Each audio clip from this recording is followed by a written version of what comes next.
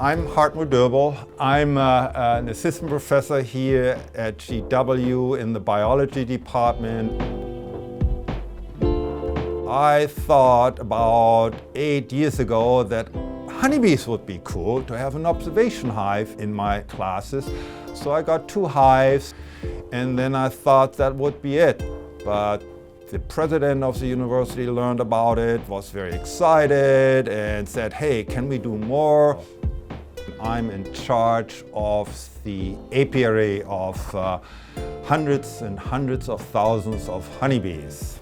We have 16 hives. In the height of the summer, each one of those hives has as a minimum 20,000 bees, but we definitely had some hives that were 60,000 or more.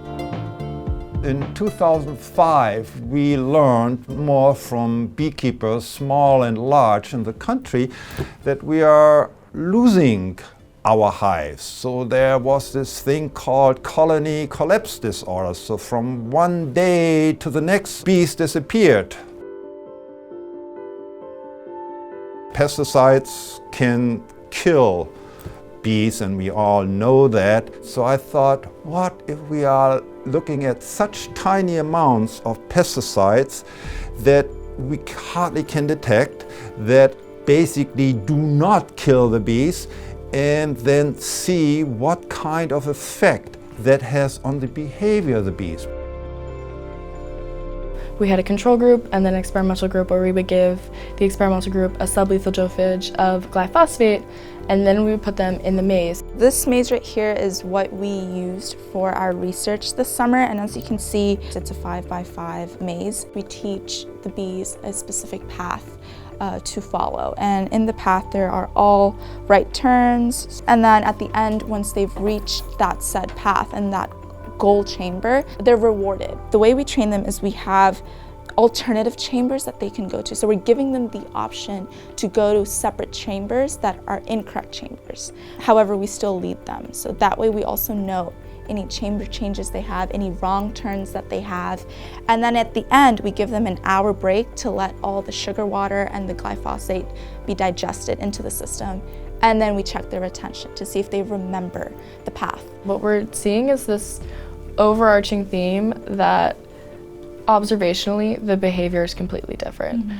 This in general would affect the agricultural chemicals that we should be using, because honeybees are a very big pollinator. They contribute about $20 billion that would be used for pollination, so trying to find different ways that we can support that community and support their species would be necessary.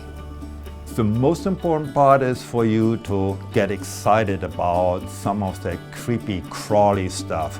So take a minute when you go home to watch some insects, see whether you can discover a bee, whether you can possibly, see whether it's a bumblebee or honeybee.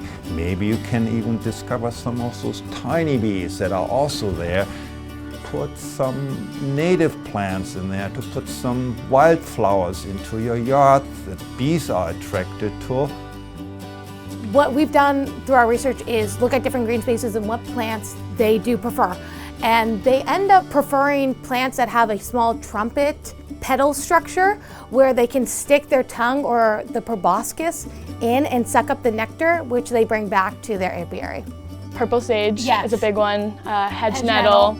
Hydrangeas, coneflowers, echinacea. Oh, yeah, coneflowers and echinaceas, yeah. Build some artificial shelters for them where they can nest. That's also possible, and that's a lot of fun actually if you try that. So.